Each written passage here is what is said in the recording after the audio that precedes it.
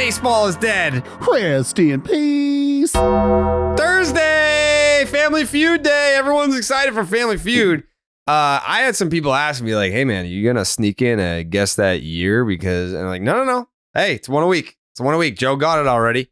Joe got the week of whatever fucking week this is. Joe got the guess that year. And you know what? I'll hand up. I think the idea flopped by having him guess 2023. He got it like within 2 or 3 hints. I thought he was going to guess until at least the 6th or the 7th. And they'd be like, brother, is this last year? And he got it. He got it quick. I think that tells us that Joe at times might be slow playing his slow play, if you know what I mean. Yeah. Which is, hey, that's a good weapon to have in your arsenal. I'm on to you, Joseph. Yeah. I'm on to you. Mm-hmm. You're fucking dry spitter. He is. I'm on to you.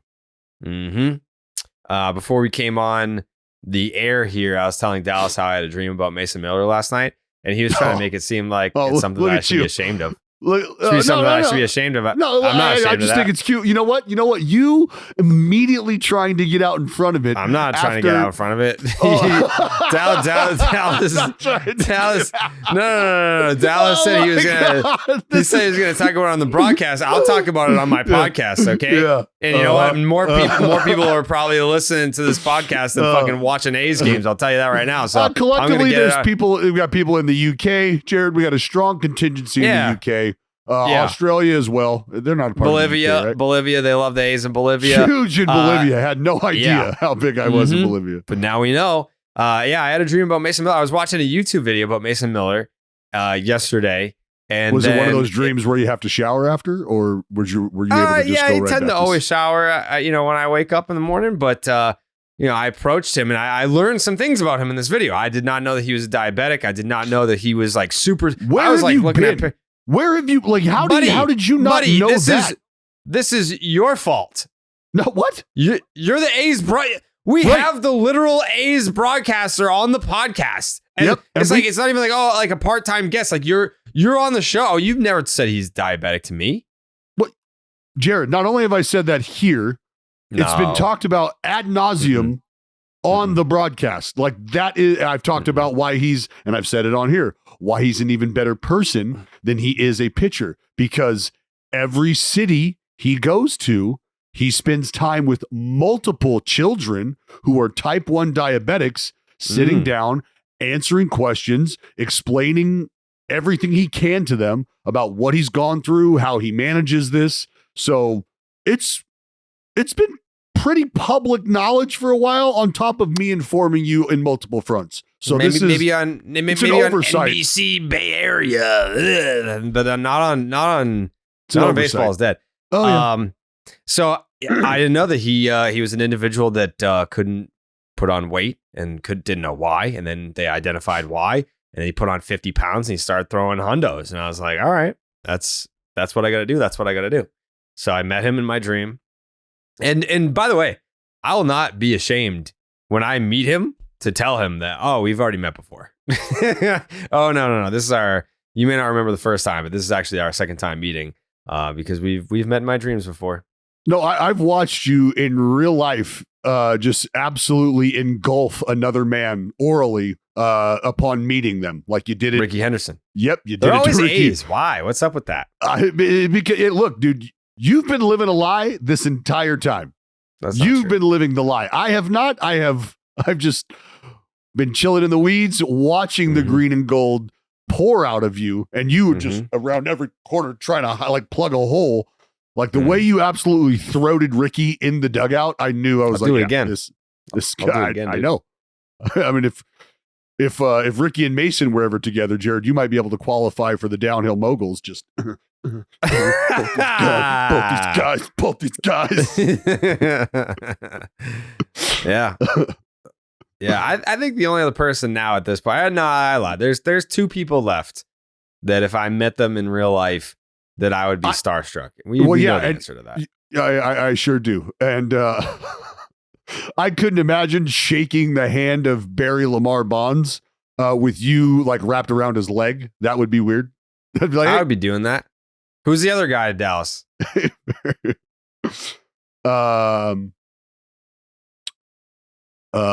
Fuck. Ted Williams? Nah. No. Is he? You can take Go ahead. What were you gonna say? former team. I guess in Oakland A. What'd you say? A former Oakland A? Not Reggie.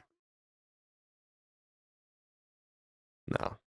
And this is going to be a fucking dumb answer right now after you just I can see the shitty grin on your face. It's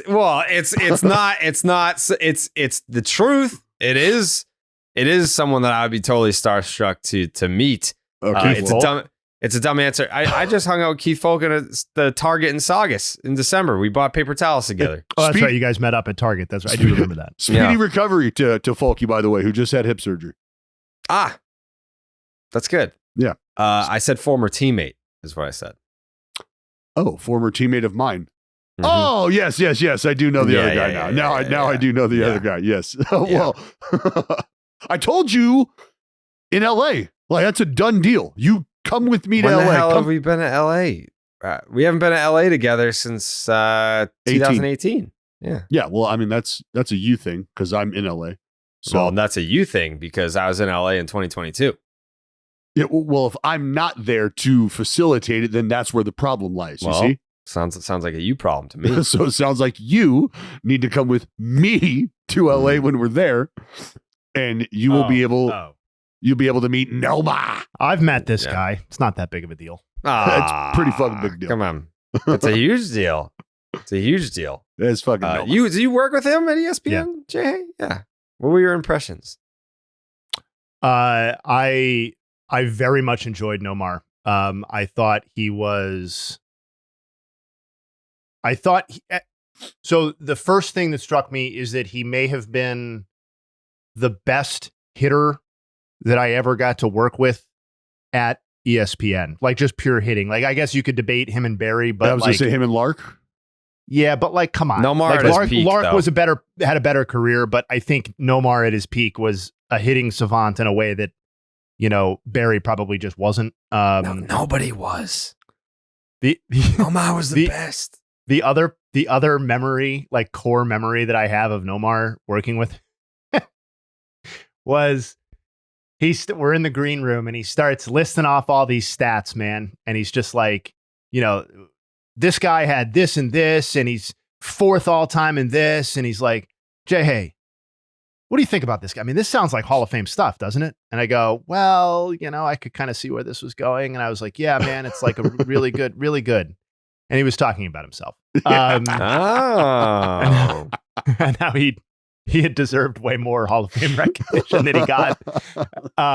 So that was a funny kind of semi-awkward exchange. But Nomar was awesome. And then one time we were in one time we were in spring training and we went out to dinner. And rest in peace for real. Pedro Gomez was at the table as well. And a fan came up and saw Pedro Gomez and starts going on and like gets a picture taken with him. And he's like, who's your favorite player, man? And he's like, Nomar Garcia Parham. And Nomar is literally right there. He's just right at the table. And this guy is going on and on, is completely oblivious to it. Eventually he goes to the bathroom and they like let him know that he was like talking about Nomar in front of Nomar, but was just so jacked to meet Pedro Gomez that he like completely whiffed that his favorite player was at the table. Love that. Yeah.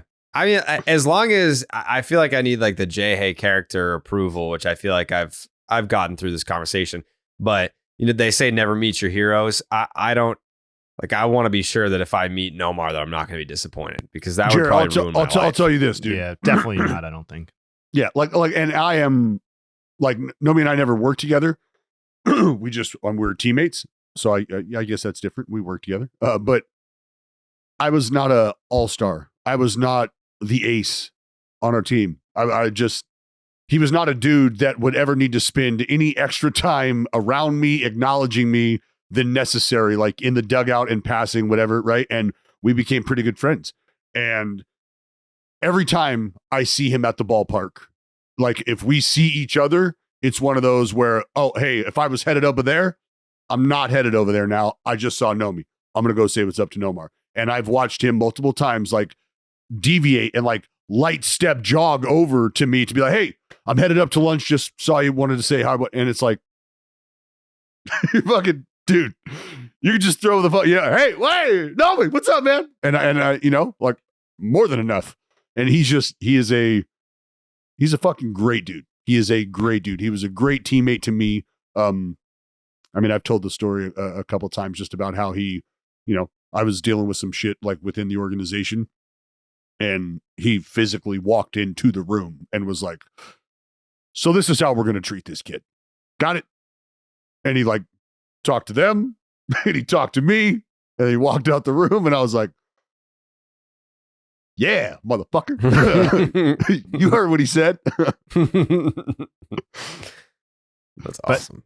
By the way, total tangent at this point, but yeah, out of all the terrible RSN pregame and postgame shows that exist for the 30 teams, like, how about the Dodgers living up to the franchise billing and just having just like a cavalcade of stars? Fucking on their, Steve Garvey.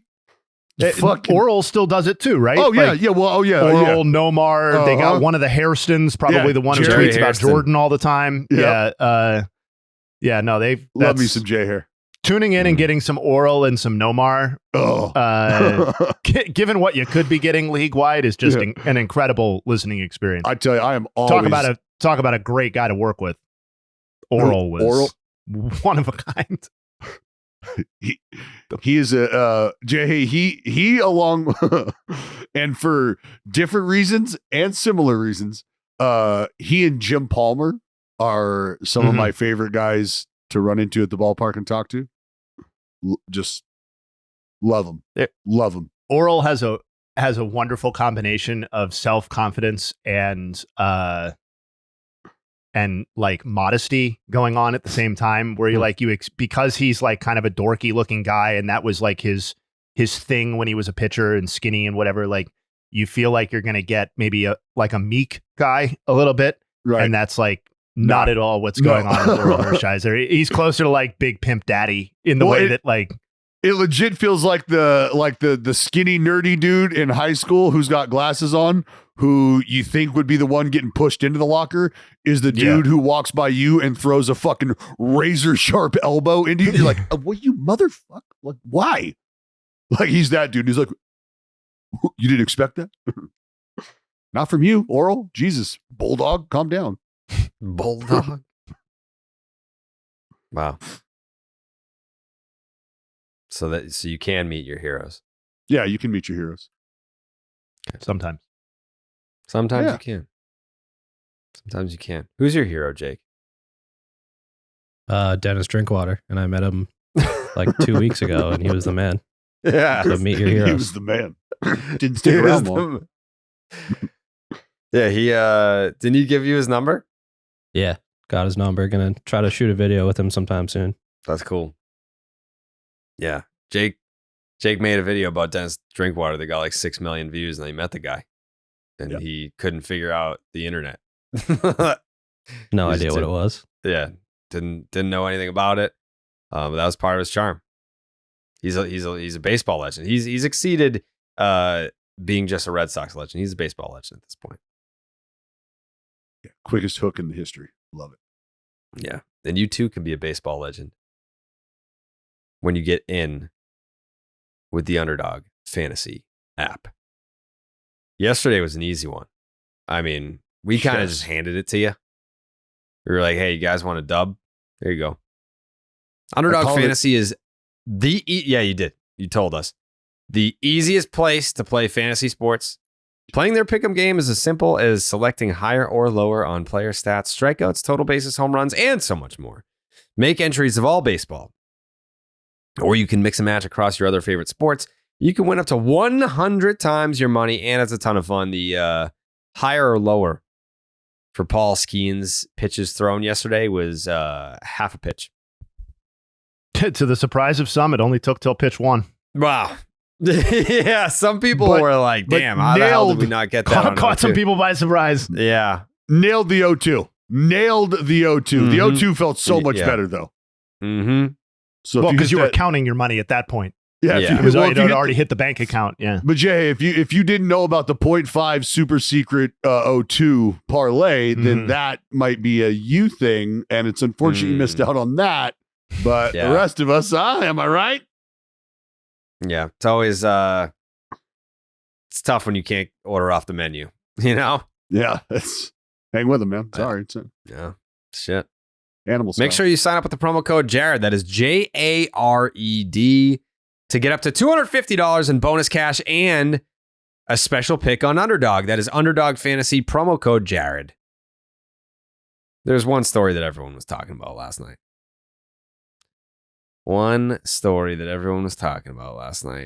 The old Jorge Lopez. Who was Lopey, as some say. He was incorrectly persecuted on the internet last night. Yep. Unfairly. He was unfairly portrayed as a man that was talking shit about the Mets. He wasn't talking shit about the Mets. He was talking shit about himself. And it cost him his job. The internet, the outrage, cost him his job. If you didn't see the clip last night, Jorge Lopez was ejected from last night's game. And some would say in a fit of rage. I don't think it was rage. I think it was frustration. It wasn't even an angry toss of the glove. He untucked his jersey as he was walking across the lines. And then he took off his glove and underhanded it into the crowd, which a happy fan caught the glove, posted a picture of it. It was a nice fan-friendly moment. If I'm a Mets fan, I'm going home very satisfied of my experience at the Mets game. Yeah, maybe we got our dicks kicked in, but I got a glove from a big leaguer. That's pretty cool. Next thing you know, he's surrounded by media, and he's asked this question. And pay attention to his response. Put your listening ears on for his response. Carlos Mendoza said that he understands the emotion, but that particular action of throwing your glove into the stands was unacceptable. Looking back on it, do you regret doing that? No, I don't regret it. I think I've been looking the worst teammate probably in the whole MLB. So, whatever happened. So, whatever they want to do, I'll be tomorrow here if they want me. Whatever they want to do. So, I'm gonna keep doing this thing. So I'm healthy on whatever. On whatever to do. I'm ready to come back tomorrow. If they want me to be here, so I'll be here. Dallas, question for you. If we don't want to assume, Mm-hmm. But if I were to ask you, do you think that English is Jorge Lopez's first language? Nope. Okay. All right. So you don't, Jayhay, would you agree? No. Would you agree that English is not his first language? Not a question that I'd anticipated receiving, but I would have honestly, I would have guessed yes, to be honest. Mm. You would have guessed that English is his first language? Yeah. Or at least a language that he's grown up speaking most or all of his life. Yeah. Well, yeah. Doesn't mean I'm right. I'm just guessing. Yeah. Well, after hearing him speak, then what? You would say that it's not his first language? No, isn't that what you just asked him? Yeah.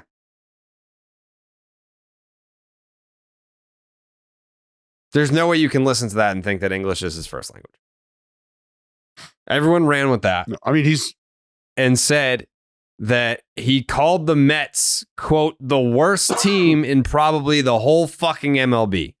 That's what people were attaching to him.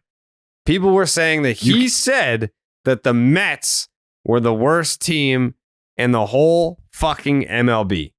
But listen again. You can hear it. I don't regret it. I think I've been looking the worst teammate probably in the whole MLB. So he called himself the worst teammate in the MLB. That's my read on it. It took a couple of times to listen to it, and I was like, he's saying teammate. He's not saying he's on the worst fucking team. He's saying I've been the worst teammate in the whole fucking MLB. That's what he said. So here's what I was waiting for. And this is why ultimately I settled on, I was right the first time in my own brain, which was, no, I heard teammate. I don't know how we just hear the second part of that word and what do you want to erase the sound that he's making after he says teammate,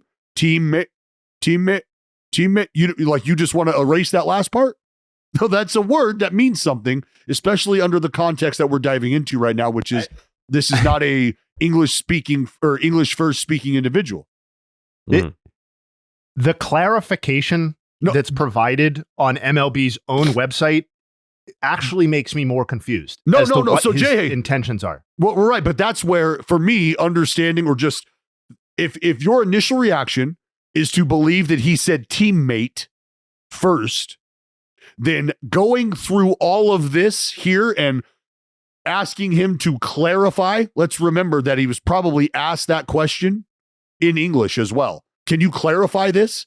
He was. So instead of maybe asking him that question in Spanish, they're asking him to clarify, but they're asking him that in English again. So he comes up with, and he's sort of prompted, right? Oh, so did you mean to say that? And it's like, oh, did you mean to say what? Well, it says, asked later in the interview if he indeed meant to call the Mets, quote, the worst team in baseball. Lopez replied, yeah, probably it looked like. And then a clubhouse source later asked Lopez to clarify his comments a second time. According to that source, Lopez said he meant them as a combination of both, the worst teammate on the worst team in the league. And here's the clubhouse source, Jayhay, somebody who speaks Spanish. In my opinion, that's what it is. It's somebody who speaks Spanish and was like, hey, dude, this is kind of what's going around right now. This is what they think you said. Did you mean to say it directly like that?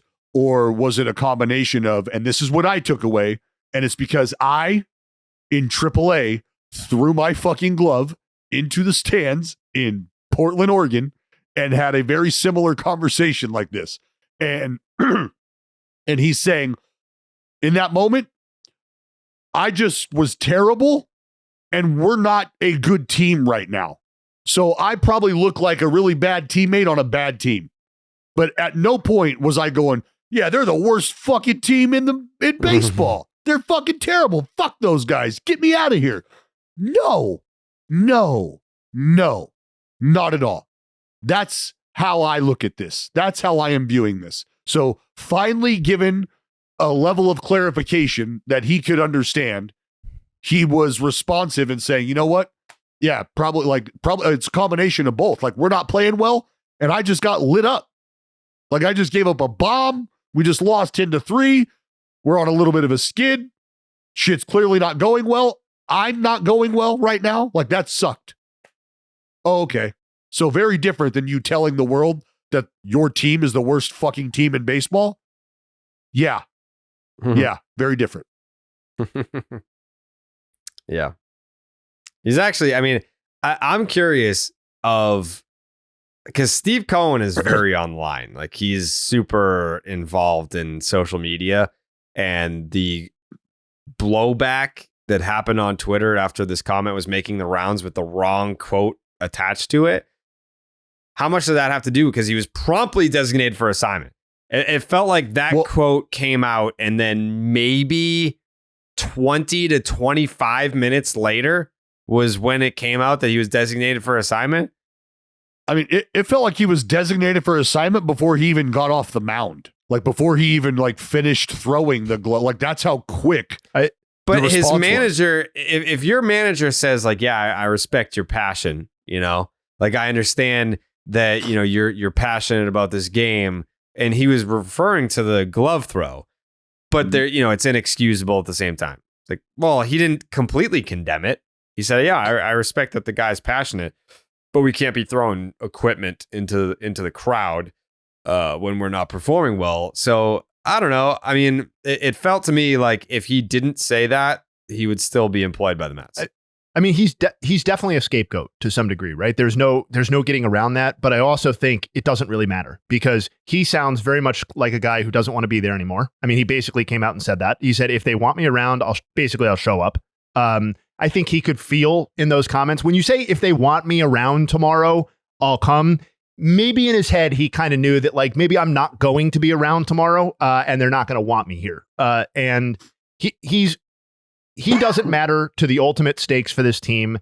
He doesn't want to be there. So it's important for us to dissect the misquote situation. But in terms of like him being scapegoated, it just doesn't matter in either direction. The Mets have a much larger problem going on here, which is, like we outlined very early in the season, this team isn't very good, and the bottom has completely fallen out of this situation. And they go on to say that like there was the closed door team meeting or whatever. Well, the problem that the Mets face from a soft perspective right now is that none of the quote unquote leaders on that team, including most of the people who were there for the 100, well, you can get into that, but that were there for the 101 win season are not playing well. They're not playing good baseball right now. So I would imagine, if I was in the clubhouse, that if a guy with a 650 OPS or Pete Alonso, who like, has like a 730 OPS or something in his walk, if those guys are coming up to me and doing the whole lecture circuit type of thing, it's less impactful than if Francisco Lindor was a down ballot MVP candidate like he usually is, or if Pete Alonso was smacking 40 homers with a 900 OPS. This team, we've talked about it. It is saved from being boring by the fact that they are such a fucking clown show again. Yeah, it's just dysfunction again. Well, and that's why, like, remember, what was it, 2 years ago? Right when they got together, Lindor and Jeff McNeil had their spat, right? Yeah. So haven't seen Jeff McNeil do a damn thing since then, by the way. and not much from Lindor either. Lindor was fine last year. He had a 30-30 season. Jeff McNeil's been kind of dog shit since he opened his mouth. But go ahead. The idea that tumult, in my opinion, I'm not going to say that it still exists because I'm not in that room. But when you have that kind of interaction early, I think you can either get over it quickly, or it sort of sets the tone for, I don't know if we're ever going to be any closer than this right now. And if that's the case, then what sort of chemistry do we have as a club? And if those are two guys up the middle and two guys that are central figures in the clubhouse, or you would think that they are, then I think you have to start looking from inward out. Like what sort of direction do we have in this room? What sort of leadership do we have in this room that when it comes time to close the doors and have the players only meetings, and you hear Brandon Nimmo talk about, virtually everybody spoke. Well, who's leading that?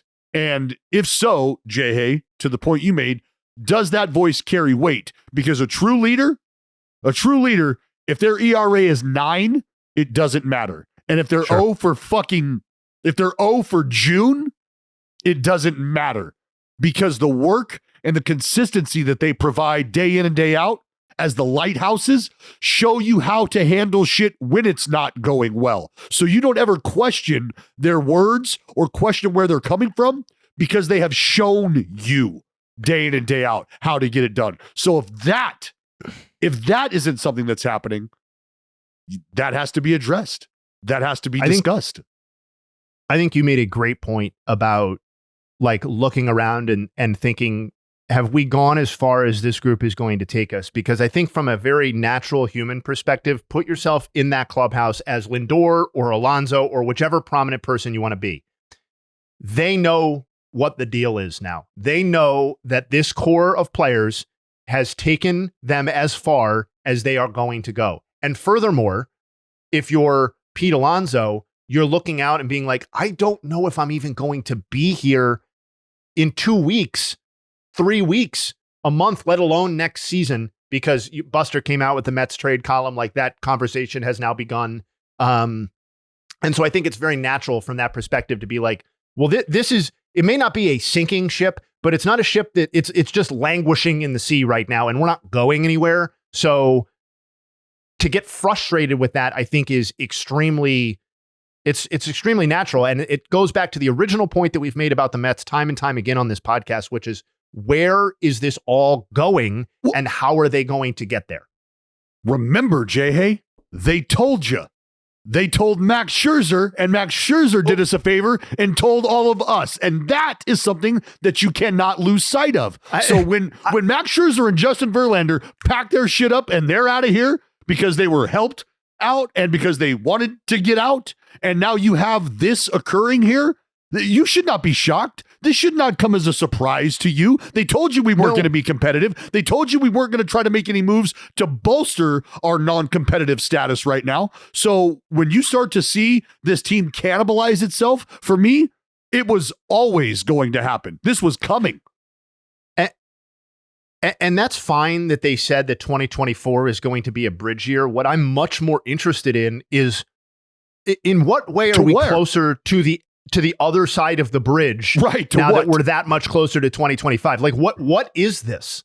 Yeah. Like they're young players who are coming up are not categorically, but by and large either injured in the case of Alvarez or underwhelming in the case of most of their other prospect bats so far. That we're supposed to be this next wave of talent that was going to supplement the roster. Like if I'm trying to predict as to where the Mets look at this point in 2025, it just feels like it's going to be a similar situation, if not marginally worse, because you can't completely spend your way out of this problem. And I know it's a multi-year. I'm not saying that Cohen or the front office said that this isn't a multi-year process. I get that just because it's a bridge year doesn't mean that in 25 it's back. But a large market team like the Mets shouldn't necessarily need to undergo a half-decade retooling. And that's kind of what it feels like right now with the talent base the way that it is. Let me ask you this. Is Lindor somebody that you keep on this team? I mean, it's not to say that you're going to be able to move him, but is there a thought to looking at Lindor and Alonso now, sort of as if we're going to right this ship, if we're going to start to tighten this up and we're going to have impact anywhere near the future, we've got to start supplementing the farm. We've got to figure out a way to get guys down there better. And if we can't do that internally, we got to go pluck somebody else's fruit and plug them into our basket. Like, what do you do? If we're talking about what we're talking about right now, Jayhay, you and I essentially we know 2024 is a wash. We believe 2025 is probably a wash as well, if not even potentially worse than what it looks now. If that is the case, then tell me what good it does to have those guys around if that's what the future looks like, even with them penciled in. So this applies to Lindor, and I think it also will and does apply to people with similar contracts at similar age points. I just think that Francisco Lindor is ultimately going to be more valuable to the Mets, regardless of what the status of the team is, than he would be in helping to facilitate a trade, because we're talking about a guy who was owed $34 million from 2025 per year from 2025 through 2031. The number of teams, like the Mets are one of the teams that can afford a contract like that. There just aren't that many more.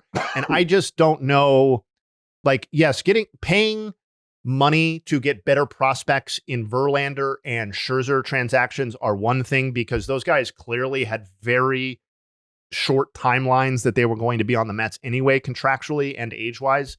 But Lindor, I think you just have to hope that he is better than he is right now moving forward, because the amount of money that you would have to pay down to move Francisco Lindor, I just don't think is something that a big market team should be in the business of doing. And I understand that, but Steve Cohen is not afraid to go against the grain.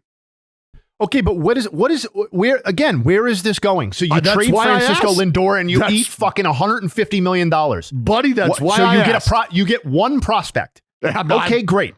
So where are we? Now we don't have Francisco Lindor. We don't have a guy who is both the face of the franchise and the best player on the franchise, even if he's not playing well. Francisco Lindor or Brandon Nimmo, if you want him right now, are the best players on this team, period. It's just what it is. And you not have factoring in Alonso? First of all, when both Lindor and Alonso are going, I don't think it's even close who the better player is. And I think that I think the overall package of Brandon Nimmo as things currently stand and where Pete Alonso's game's headed, yes, I do think that Brandon Nimmo is at least as valuable as Pete Alonso. Yeah, I do. Alonso at the very, like, comparing player talent, sure, but the face of the franchise is Pete Alonso. Yes, I'm sorry. Yeah. Alonso, Lindor, co-faces of the franchise. If Pete is really that guy, yes, I'm sorry, I misunderstood your question. Yes, Pete is definitely at that status for sure. But again, to what you said earlier, if I'm Pete Alonso, I'm getting to the point now where I am just going through the motions because I need to stay at the top of my game. I'd like to be traded to a contender if I'm going to get traded, but it's also I don't know, maybe it's not the right word, too fragile of a situation where if you are the New York Mets, aren't you still interested in retaining him? And if you're Pete Alonso, aren't you looking at it as, if I'm going to maximize my value contractually, no one is going to value me more than the Mets. So I'm probably going to make the most money if I stay with the Mets. But do I really want to fucking stay with the Mets? I got to be honest. I am terrified of a Pete Alonso contract from the team perspective. Terrified. I want nothing to do with a long-term deal to Pete Alonso, and I don't have anything against the man as a person. I think he, unless he significantly turns his season around, I think Pete Alonso is headed for a very frustrating free agency experience. If his goal is $200 million. Oh yeah, what does he want? Like 240 or something like that? No way is that happening. No way. No. His best offer will be from the Mets. I think that's stating the obvious. I think you're right. The Mets will be like, hey, our fans are fucking mad and we need to keep them happy somehow, so we're going to keep Pete Alonso. Just be the derby guy for the next 10 years. Yeah. Yeah, because if he doesn't have power, what's he got? Pete Alonso's best path to staying in the spotlight is to stay with the Mets and to just be the derby guy. Be the derby guy. I mean, he's already doing that. He's already leaned into it. He loves that shit. Yeah, he does. He does. You know what else he loves? Omaha steaks. Yeah, he does. Yeah, the thing about Omaha steaks that I love is when we see that styrofoam, that white styrofoam case show up at the door, you know who that is. You know who that is. It is Omaha Steaks. With Father's Day right around the corner, what do you give to the man who has everything? It's easy. You give him an experience that he'll never forget. You give him Omaha Steaks because a world-class dad deserves a world-class steak. The Father's Day experts at Omaha Steaks have made it easy to put a smile on the big guy's face this summer with hand-selected gift packages starting at just $89. Just go to omahasteaks.com. Jake, do we even know what the promo code is here? Because it just says promo code. That's all I would know from it. So yeah, it just says, well, you know what? We'll get you the promo code because this just says promo code. And use the promo code at checkout for an additional discount when you shop gourmet gift packages for father. Try BID. I'm assuming like that's our other promo codes. Try BID. If it doesn't work, then tweet at us and we'll we'll have the promo code for the next time. With Omaha Steaks, the possibilities are endless. Endless flavor, endless variety, and endless value. Truly, they have perfected more than steak. And your dad is guaranteed to love every bite. Pick from the premium proteins like the juicy pork chops, air-chilled chicken, and beefy burgers. Go to omahasteaks.com and use the promo code to get exclusive savings. Shop for unforgettable gifts that are guaranteed to make Dad's Day. Because if there's one thing Omaha Steaks knows, it's that dads want steak. That's omahasteaks.com. Promo code, I'm assuming BID, at checkout to save on exclusive packages starting at just $9. I think what we can probably do is get the answer on that and just dub it in. Like Jake can just record himself saying BID or whatever it is, baseball, whatever the promo code is. I'll take care of it. Yeah. Okay. We only have Dallas for another half hour, so we do have Family Feud today. Want to make sure we get to Family Feud before Dallas gets out of here. Shota Imanaga got his tits lit last night, which was genuinely shocking to me. I know it shouldn't be because, when we go back to this past offseason, this was not, I feel like we haven't mentioned the name Yamamoto in a while. like it's not like he's not performed well, but Shota Imanaga has been the story. He wasn't the guy with the monster contract, but he's been the pitcher who's pitched like it. And when Christian Yelich hit that ball, it was like 450. He hit the shit out of that. That was a genuinely shocking moment for me, but it continued. The outing continued to unravel. 4 1/3, 8 hits, 7 earned runs. He walked a batter, only struck out one guy, and gave up 2 home runs. And I believe the Christian Yelich home run was the first home run he's allowed to a lefty all season. To a lefty. Yeah. First extra base hit.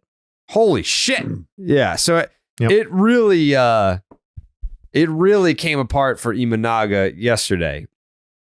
My question to you gentlemen is, will this start be an aberration, or is this the start of some prolonged regression for Imanaga, given that, what we heard about him is that he gives up the long ball. This is kind of what he does. Like, he did that in Japan, and maybe guys are starting to figure out now, is this a blip on the radar, or is this the start of some regression here? This is a normal occurrence in a normal big league season. The greats experience this. Shitty pitchers experience this. Everybody in between experiences this.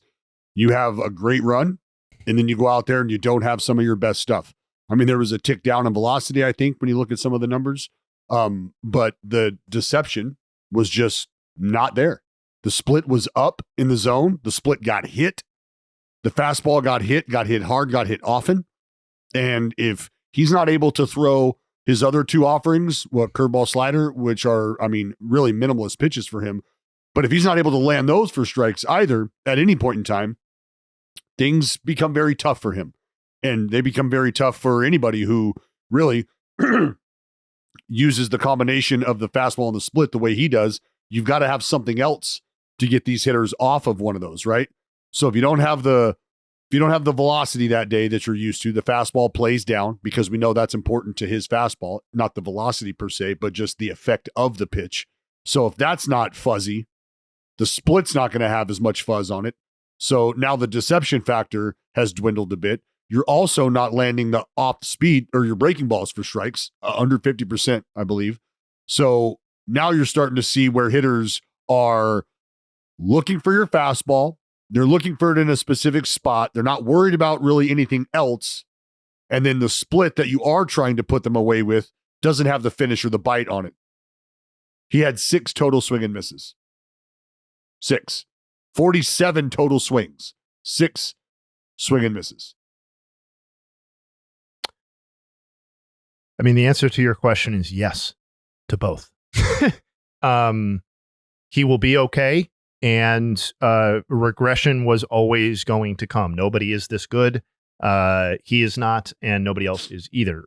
So I think that as long as people's expectations for Imanaga weren't a sub-2 ERA for the entirety of the 2024 season, I think everybody's going to be just fine. The one thing that Dallas brought up that I had taken a look at, 2 things. The splitter specifically, obviously that's been his go-to out pitch. Batters were 13 for 63 with 2 extra base hits prior to last night. That's a 206 batting average.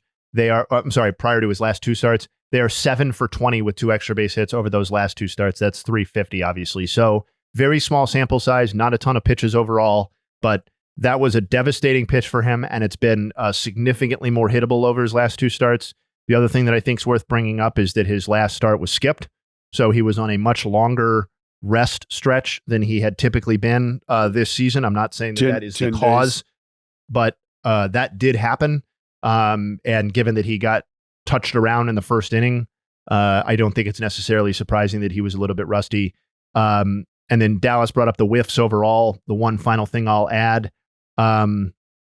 he had 0 whiffs off of the 4-seamer overall in the start. He had not had fewer than 3, not had a start with fewer than 3 whiffs off of the 4-seamer in any other start. So just obviously a lot went wrong for him here, but I'm now more interested to see Shota Imanaga's next start than I have been for any of his starts recently, because I want to see the bounce back, how he bounces back, and what that looks like.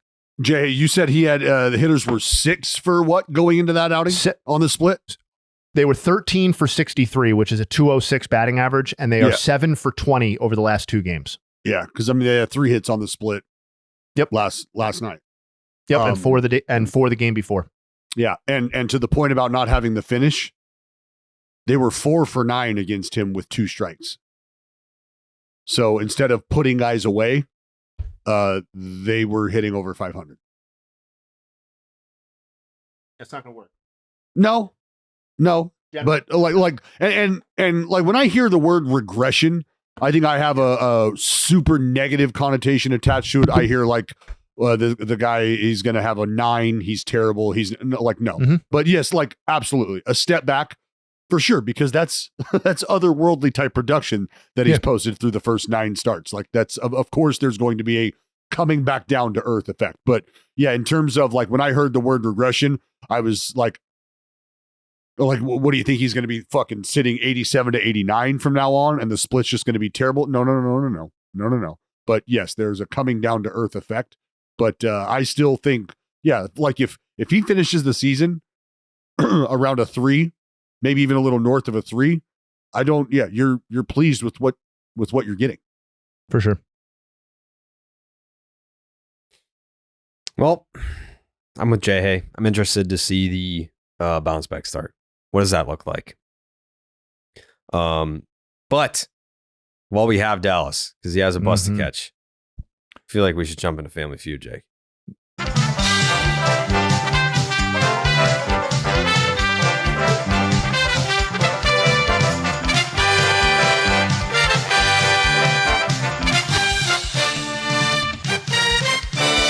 Oh, welcome back to Baseball is Dead, Family Feud, Fast Money. I'm your man, Justin Havens. All right, who's going first today? You guys are flawless in the Family Feud era. What are we gonna do today? We're gonna rock paper scissors. Okay. For it. Okay, just Dallas up to just 1. Up to 1. Yep, the winner. Okay. Rock paper scissors shoot. Okay, tie. Okay. Rock, paper, scissors, shoot. Tie. This is exhilarating.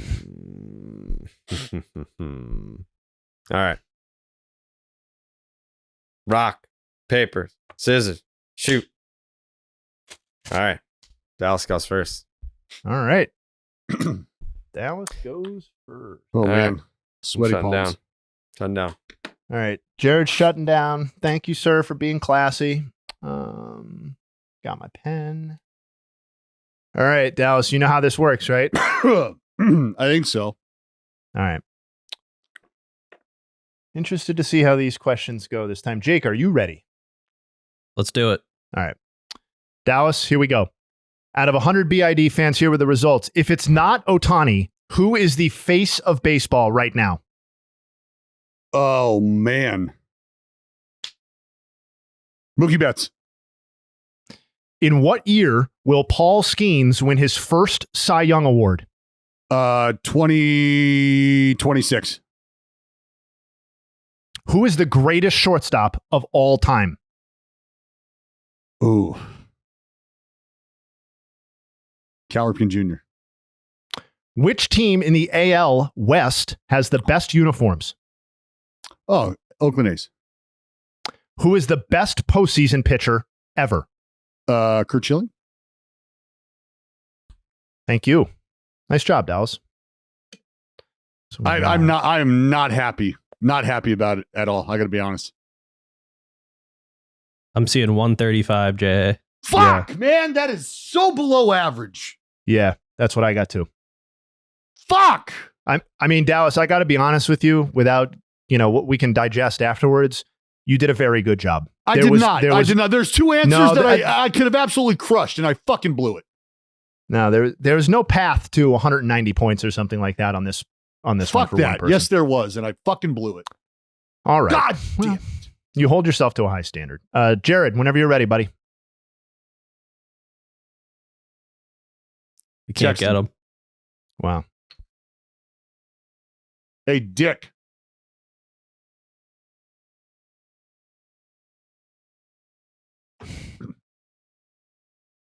Okay.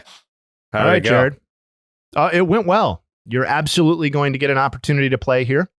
But you also have an opportunity to bring it home. I think Jake, is this our quote unquote most dramatic setup here? Yes. Yeah, that's the lowest point total, I think, in round one so far. Oh, shit. No, but it's still good. He got 135 points. Okay. So you need, quick math, 65 points to bring home the bacon. Okay. I apologize that I put you in this bind. As a teammate, this is my fault. Wow. I appreciate your accountability here, but it's on me. It's on me to bring this thing home. All right. Are you ready?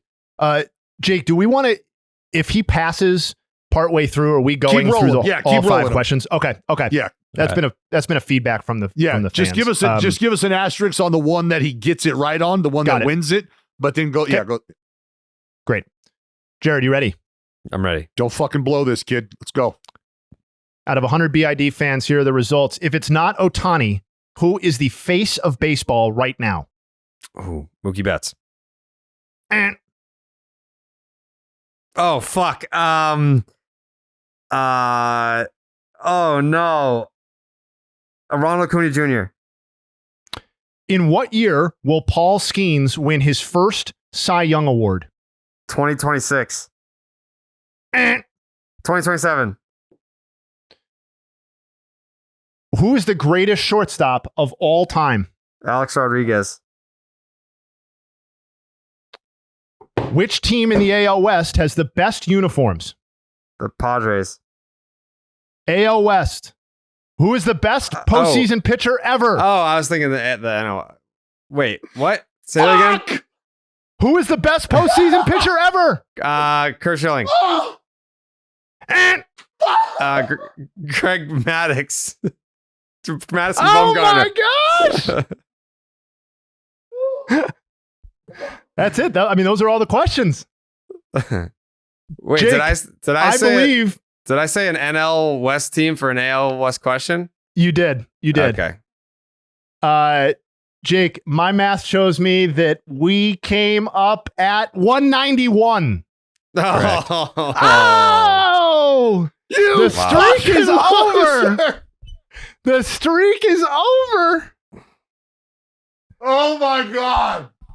I gave the same answers as you. All right, let's run through the answers here. If it's not Ohtani, who is the face of baseball right now? Both of you answered Mookie Betts first. That was the number one answer, 22 points. Ronald Acuna Jr. was the number two answer. So Jared, good cleanup there. That was 20 points. In what year will Paul Skeens win his first Cy Young Award? You both went for 2026. That was the number one answer with 39. Year 2027, which is what Jared guessed second, was 25 points. That was the number two answer. So far, so good. Who is the greatest shortstop of all time? Cal Ripken Jr. Dallas's answer was the number one answer with 32. You said A-Rod, correct? Mm-hmm. That was fifth at 11. That's where I was going to go. I was going to go second. I was going to hating. say A-Rod. That was one of the two questions that I thought I fucked up on. So we didn't win because A-Rod you. is not a likable person because that's why he is the best shortstop of all time, but he's not a likable person. Therefore, we lost. Jeter and Ozzie Smith and Nomar finished ahead of A-Rod. That we got fucked. We won. Which team in the AL West has the best uniforms? A-Rod is the correct answer. The voters just fucked me on that. That's fine. We won. Which team in the AL West has the best uniforms? Dallas guessed the Oakland A's. That was second best at 29. Where do the Padres come in on that list, Jay?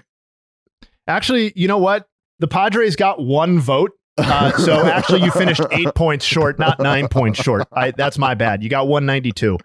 Number one answer was the Seattle Mariners at 43. What the fuck? And who is the best postseason pitcher ever? Frankly, I can't believe that one of you guys didn't name either of the top two here. Mariano Rivera was the number one answer at 31. Madison Bumgarner was the second answer at number 2. We had, I believe, Dallas had Kurt Schilling, right? Yep. With 13, and Greg Maddux received 0 votes. And that's where we ended up, 192 points. First time that, the fans won, I think is how you phrase that. Yeah, we lost on a technicality. A-Rod being 5th for greatest shortstop of all time is just wrong. It's a tough one to swallow, for sure. Yeah. So if we lost by 8 points and A-Rod accounted for 5 points for best shortstop of all time. Let me play the music. Still unbeaten because the voters have a clear bias. They're not answering the questions honestly. It's the beauty of Family Feud. Yeah. You have to deal with the wackos in the sample. Guess who's not invited to Thanksgiving? Everyone who asked that question. Yeah, that is now I'm just going to have to cater to stupid answers if I want to win.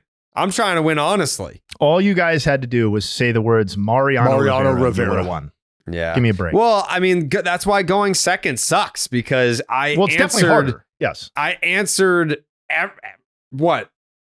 How many questions were there? I think 6? you got, I think 4 of them I questions. said Dallas. Yeah, 5 questions, fucking 3 of them I said Dallas's answer. Yeah. Certainly something to marinate on for the next time. See if you guys can come out and do a better job. Wow. I mean, I should go first then. Yeah, we could do that next time. How does that logic exist? Well, you can just say, finish it. No, you got to finish the statement. Dallas is a better player, and he should probably be the anchor. You've been on the fucking real show. You think I have an issue saying that you're a better Family Feud player? You've been on Family Feud. One of us is a pro Family Feuder. Shout out to Dallas, who got twice as many votes as being the face of baseball as Mason Miller did. Dallas got 2 votes as the current face of baseball. Wow. I almost panicked and said that'd be Mason so Miller. hard to I look almost said it. Hey, so Jared, one of the other question that I was like, I was going to say Paul Skeens. Did Skeens get any votes? He did get votes. Paul Skeens got tied for 4th with 10 votes. He was tied with Harper. Betts, Acuna, Judge were the 3 guys ahead of them. Yeah, Paul Skeens was going to be my panic answer. I was like, Mookie. Fuck, I don't know. Panic answer. That was great. Fuck, man. Yeah, the A-Rod shortstop shit. Come on, people. I don't like the fucking guy either, but fuck. Well, you didn't guess him. No. He is the best shortstop of all time. Wagner didn't get nearly enough love, in my opinion. Yeah, that's crazy. We got boned. Don't get mad at me. Be mad at the survey takers. We got boned. Jonas. Be mad at them. Yeah, and they wanted to lower the threshold from 200 points needed. No, we'll lower the threshold when you start answering the fucking questions right. Wow. Well, I didn't have you attacking the Discord right now. This is I'm gonna ask you to reel it in. Am I wrong? Jeez Louise. Am I wrong? Man, hey, these people are throwing their babies aside to answer these questions in a 2-minute span. Yeah, these people are wearing adult diapers to make sure that they can get their fucking questions in. Yes, they don't lose their place in line. Yeah. Jared just bashing the Discord. That's a shame. I mean, come on. Top 10 shortstops of all time. Let's see. It's Honus. Yeah, maybe. It is. Who fucking knows, dude? Yeah, but where was Honus on that list? He got 5 points. He was right after A-Rod. See, I'm like glad what he the got some fuck? votes. You can't even. Yeah. That's fine. Yeah, that one deserves an asterisk next to it. No. No. We've reviewed your case and no. I'm counting it. So, and that's unfortunate. As a loss. As a loss. I think the only thing I have left is the Skeens and Jared Jones starts from yesterday, Jay. I don't know if you guys want to dive into that. I mean, I watched it. Scooble totally outclassed Jones in the first start, which, I mean, is not a great surprise. It was 3 great or electric pitchers starting, and Scooble was probably the best of the 3. And in my opinion, Skeens absolutely lived up to the billing in the second start. I mean, the second game. It wasn't quite his most recent start prior to that, but it was awesome. And he made a lot of people look like assholes with that splitter. Again, Splinker. It's a Splinker. Yeah, it was a lot of fun. I mean, Jones didn't live up to it, but the other 2 guys did. I love how AJ Hinch is refusing to call it a Splinker. He's like, that's split or whatever they're calling it over there, whatever he wants to call it. It's like, okay, I get it. It's fucking devastating. Pretty cool that Kutch homered. You know, gave the decisive swing in a Skeens start, right? That's kind of 2 generations coming together a little bit for the Pirates. Yep. Very cool. I mean, it was great. I mean, Skeens is appointment television, and nothing about that start yesterday changed my opinion on that. 6 innings, 3 hits, 2 earned runs, 1 walk, 9 strikeouts, 9 punches, and that home run for Paul Skeens. Yeah. Anything else from you guys? I know Dallas has to go. I mean, there's short on topics today, but I feel like we delivered. Jayhay's got some nugs before we get out of here. Yeah. Did you have we got Luis Heel? You got stuff we on do. him? Okay. All right. I got a double nug for his ass. You got any nugs on A-Rod being the best shortstop of all time, by the way? Oh, I mean, I could do that before the podcast is over. That's not a hard one. Luis Heel, 3rd pitcher ever to allow fewer than 30 hits through his first 11 starts of a season. That's not just for the Yankees. That's any team. Joining Jacob deGrom in 2021 and Michael Kopech in 2022. He's also the 4th Yankees pitcher in the wild card era to have a sub-2 ERA through his first 11 starts of a season, joining Nestor Cortez's magical run in 2022, Garrett Cole in 2021, and the Fat Toad, Hideki Arabu, in 1998. He was good for a little bit. Also, I don't like to read other people's nugs on here very often, but shout out to a former coworker of mine, Katie Sharp, who had this heel nugget, 44 strikeouts and a 0.70 ERA in the month of May. He's the only pitcher in Yankees history with 40 or more strikeouts and a sub 0.75 ERA in any calendar month. So people have been asking me to give him his love. He deserves it. There's some love. Seth Lugo, 1.72 ERA through his first 12 starts after another great outing last night. That's the 2nd lowest ERA by a Royals starter through their first 12 starts of a season in franchise history. Behind, as you probably can guess, Zach Greinke's 2009, where he had a 1.55 ERA. I already mentioned that Yelich's homer was the first extra base hit allowed to a lefty by Imanaga this season. He also allowed as many runs in his 10th start last night, 7, as he had allowed in his first 9 starts combined, also 7. Paul Skeens, let's get super specific here. Paul Skeens, the 5th highest game score by a pitcher on his 22nd birthday. And he's also the 11th pitcher with 9 or more strikeouts and 1 or 0 walks allowed on his birthday, joining Garrett Cole in 2019, Scherzer in 2018, Michael Wacha in 17, Roy Oswalt in 2007, Chris Carpenter in 2005, 95 was a weird year. Doug Drabeck, Kevin Ritz, and Todd Stottlemyre all did it on their birthdays in 95. Wow. Greg Maddux in 94 and Pascual Perez in 1989. So happy birthday to Paul Skeens. Corey Seager, fourth shortstop in the wild card era with 8 homers over an 8-game stretch. He did it again last night, along with Trey Turner in 2023, Gleyber Torres in 2019, and Troy Tulowitzki in 2010. Too low. Corbin Carroll had a 3-hit game last night. That is his first 3-hit game since September 20th of last season. Mackenzie Gore, he's the first Nationals lefty to have a start with 10 or more strikeouts and 0 walks since Patrick Corbin in 2019. Wow. Jack Flaherty, 80 strikeouts through his first 10 starts. He goes on Friday. Is it today or Friday? Today. Sorry, he goes today. Jack Flaherty goes today. So 2 look-aheads here to end the Nuggs segment. 80 strikeouts through his first 10 starts of the season. Today will be his 11th.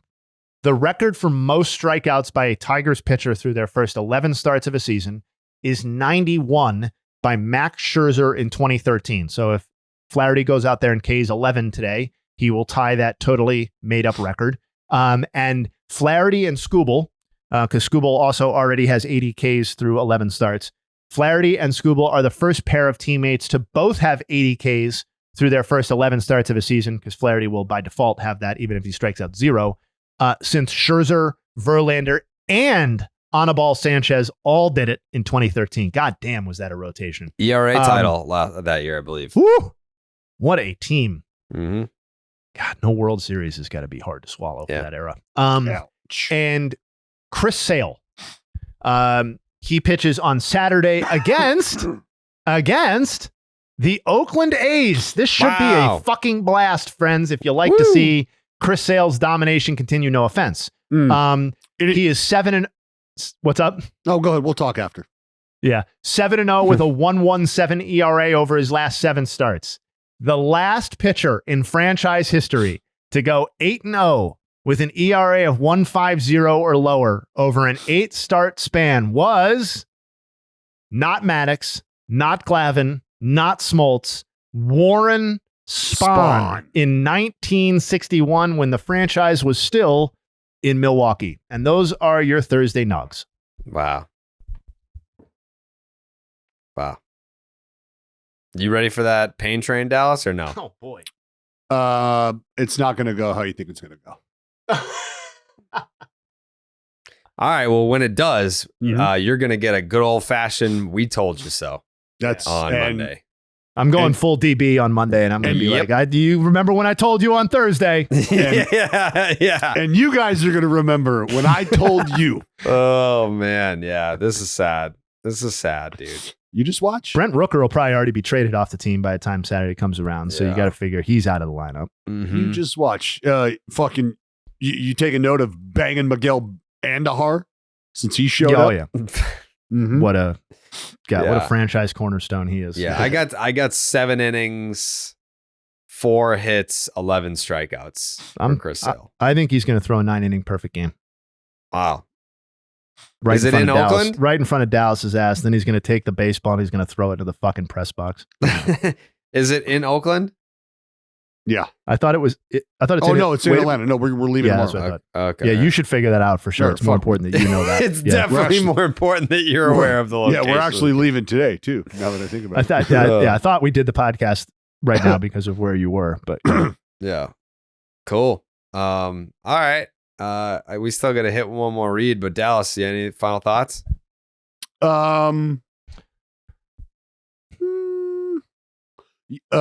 The play last night from Jose Siri, robbing Zach Geloff, which sucks on a couple fronts because Gelly could probably use that knock. You could probably use that homer. We definitely could have used that homer. And for Siri to, I mean, he essentially fucking mossed old boy next to him, Palacio or Randy. I mean, I can't. I don't know how many balls I've seen robbed like that at the Trop. Like Kiermaier has done some serious work there, some serious fucking work there. But Siri goes up, brings that ball back. And like I said, there's a picture where you can see Randy Arozarena has his face buried in the belt buckle of Jose Siri because Randy thought about going up and making a play and was like, actually, I don't think I have that in the bag. And Siri was like, all good. I do. And he just brought that bitch back. And then he comes up and gets the game-winning hit. Like it was just a fucking dagger. 10 minutes of a Jose Siri dagger in my heart. But it was an exceptional play. Very impressive play. Those are my final thoughts. All right. You can leave. I'm going to go now. All right. Go to the right place. Yeah. Happy see ya. birthday, Skeens. Happy birthday, Skeens. Go A's. Don't hate, Jayhay. Don't hate. Power of the graphics, baby. Happy We love your birthday, animations Skeens. so Happy much. birthday. The fuck?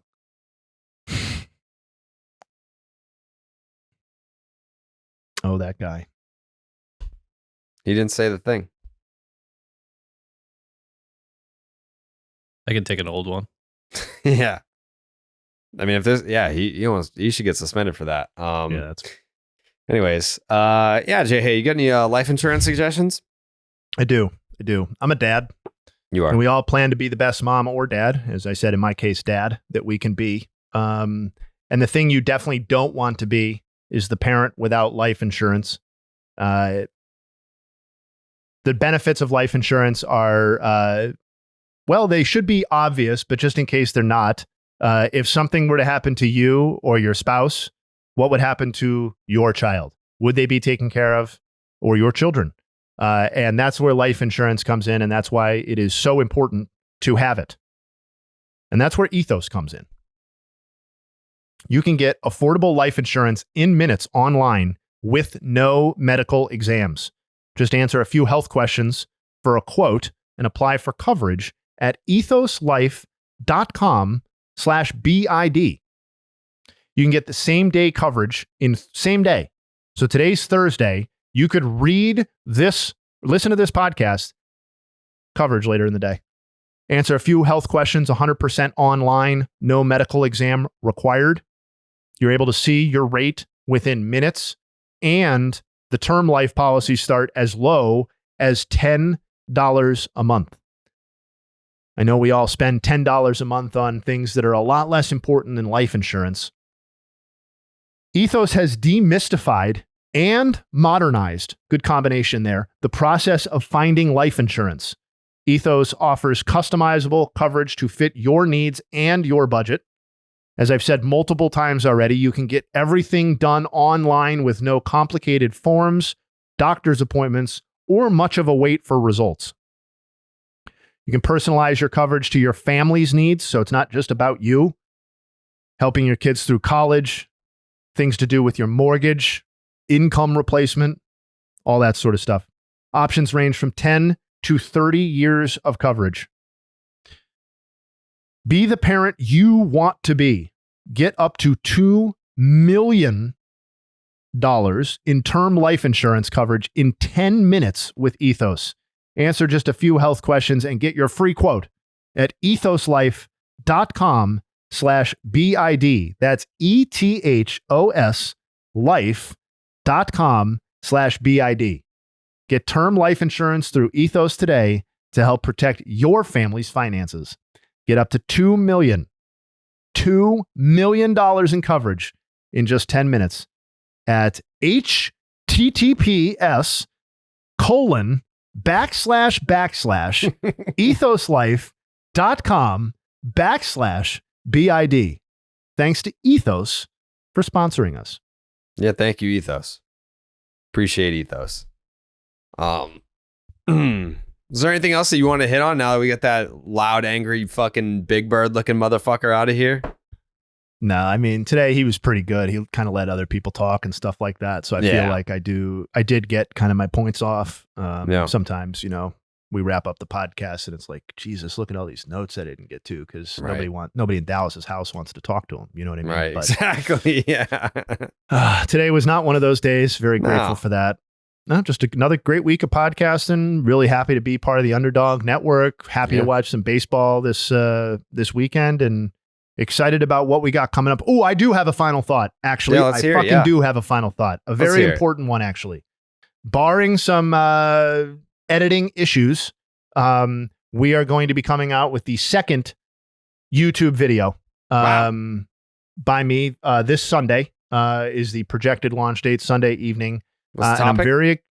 I'm very excited about the topic. And the topic is Mike Trout's legacy and his pursuit of the GOAT status and where we stand on all of that after spending basically the first 10 years of his career saying, is this guy going to end up as the greatest player that we've ever seen? So Yeah. it's different than the first one that we did, but it still has the same, in my opinion, quality of information and stats and some great editing work by Jake and Jeremy and Corey on the graphics. So very excited about that. Look for that on Sunday. Yeah. That'll be a good one. Read the script. Thank you. Very good. Can't wait to Thank see you. it in motion. I was just looking at the slate for this weekend. Fucking nothing. Nothing that interests me. Yeah, it's like individual pitching matchups are what I'll be tuning in for. It's not a great weekend in terms of like Head to head. marquee team matchups, or head to head pitching. So, yeah, sometimes you get those. Yeah. Like if I had to pick one series where I'm like, man, this is going to be great. I don't know that there is one. Like I'm looking now to see which one I Rockies, would attach Dodgers, myself to. nope. Yankees, Giants, White Sox, Brewers, nope. Padres, Royals, nope. See, I think that's the one I would A's, choose. Nope. Padres, Royals? I think that's where we're at this weekend. What? Yeah. Yep. D-backs, Mets, Red Sox, Tigers, like battle of the mid. You shitting me? Reds, Cubs, no. Phillies, Cardinals, no. Maybe Like- Yankees, Giants, if I can stay up late enough to see if, more likely Soto puts one into the water. Yeah. Blue Jays, Pirates, it's like, all right, yeah, they're evenly matched, but they're both Who gives a losers. fuck? Yeah. Yeah. Rays, Orioles should be like an interesting matchup, but it's not going to be. Yeah, I don't know. There's nothing speaking to me this weekend, unfortunately. No, it's tough. It's tough. But maybe if we grind through, let's be honest. We have Chris Sale to look forward to against the Yeah. Oakland A's. I think Massacre. we're all going to be tuning in for that one and see that perfect game. And I think it's been a while since we've had one. So I'm kind of looking forward to it. It has been a while since we've had one. What was the last one? Is it still Felix? 2010? Is Felix 12? still the last perfect game?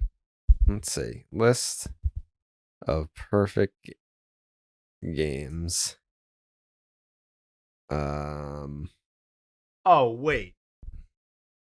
Are we dumb? Oh, perfect game. Oh, that Fuck that. that doesn't count. That doesn't. No, count. it doesn't. It doesn't count, actually. I don't count it. Like if Dallas didn't ruin the whole idea of like the perfect game, Domingo Germán definitely did. It's just such a fucking shame. I'd honestly forgotten about it. Me too. And it's such a shame that we went 11 years without a perfect game, and then that fucking piece of shit had to be the one to throw it. Right. I agree. Ah, well. Yeah, I mean, Felix Plus, Hernandez. Felix's was a Hernandez to 1-0 game. It was a 1-0 game. Yeah. That Yankees A's game was 11-0. And I mean, it I was know the that's not the- A's. Yeah, I mean that's It was like the 2023 A's. that's so fucking fake. Yeah. At the Coliseum, there were probably 14 people there. Attendance was 12,479. Juice number. Yeah. It's the lowest attended perfect game since Dallas's perfect game, 12,288. Which was at least a 4-0 game. All right, so since we're fudging the numbers a little bit, we're going to stick with Felix as being the last perfect game. Yeah, that's where I'm at. All right, cool. To me, my last perfect game is Felix Hernandez. Yep. Yeah. Yeah. What do the notes say on Dallas Brand? Dallas Brand's perfect game pitched on Mother's Day was the first complete game of his career. Oh. His grandmother attended the game and celebrated on the field with him. It was the first perfect game. It was the first time a perfect game had been pitched against the team with the best record in the majors at the time. Coming into the contest, the Rays were 22-8. That's pretty cool. The 2010 Rays are tied for the second highest winning percentage, .593, of any team to be on the receiving end of a perfect game. MLB's previous perfect game had also been thrown against the Rays, making them the second team to have successive perfect games against them. The first was the Dodgers in 1988 and 1991. This game came 290 games after Mark Burley's, the shortest period between modern-day perfect games, a record which lasted just 3 weeks until Halliday's perfect game. I love those. I still remember where I was for a lot of these. And Yeah. That's another thing that makes Domingo Germán so janky. I don't remember a goddamn thing about it. I just remember being in bed watching the final few outs being like, please don't do, like, Yeah. I don't want to have to acknowledge this. Like, I don't want to talk about this. And I remember when we did talk about it on the podcast, the backlash from Yankee fans that were like harassing us because we didn't want to acknowledge Domingo Germán's achievement. Yeah. Yeah. That was a dark time. Yeah. Well, we're in a better place now in a lot of different ways. I agree. The show's in a better place. Yep. We as individuals are in a better place. Jake's in a better place. Way better. Yeah. Yeah. Jake's got that fucking tan. He's ready to rip. He's ready Got to that rip. drink water relationship. Yeah. Like, think about that. The last perfect game, Domingo Germán threw a perfect game. Jake didn't even know Dennis Drinkwater. Another good reason why it didn't count. I agree. Do you think Dennis Drinkwater will send you a Christmas card, Jake? I think we're probably on that basis at this point. Yeah. Yeah. You're on track for it at least. Sounds like Yeah, I more think- likely a Christmas card than an email, Yeah. Yeah. given his internet tendencies. Yeah. He's a physical mail guy for sure. Yeah. Yeah. That would be a cool. Actually, you know what? If you get a picture, if you go to a game with Dennis Drinkwater and you sit behind a home plate with him, like that should be your Christmas card. The picture of you guys sitting behind a home plate together. Yeah, I'm going to need some screenshots from the broadcast on that game for sure. Yeah, I feel like people will hook you up with those. Yeah. We'll even get like the team photographer to go over there and take a couple snaps. You guys just sitting there. Need to do it. Yeah. Yeah, that'll be a moment in history that needs to be documented. Jake's first game with Dennis Drinkwater. All right. I don't really have anything else besides the being disappointed in the slate this weekend. Jake's takes, anything? The promo code for Omaha Steaks is BID, so you nailed it, Jared. Fuck yeah, dude. Head on over to Omaha Steaks, promo code BID, get those steaks. Yeah, get them. Father's Day, right around the corner.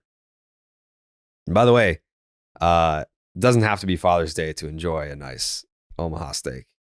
My freezer right now is chock full of Omaha steaks, and I do not have any biological children of my own. So, Father figure to the baseball world, though. some would say the stepdad.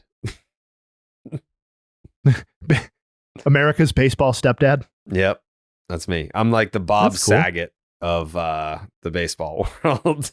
Transitioning from tribal chief to America's stepdad. Yeah. Yeah. Yeah. Yep. That's me. All right, everybody. Enjoy your weekend of baseball viewing. And you can find us on Twitter. Jayhay is very online. I am very online. Jake is very online. If you ever want to get in touch with us, like I said, to share any topics that you would like to see discussed on the podcast, we're all ears. If you tweet us, there's a really strong chance we're going to see it. And if it's interesting, there's a really strong chance it'll make the podcast on Monday or Wednesday or Thursday whenever we put out our episodes.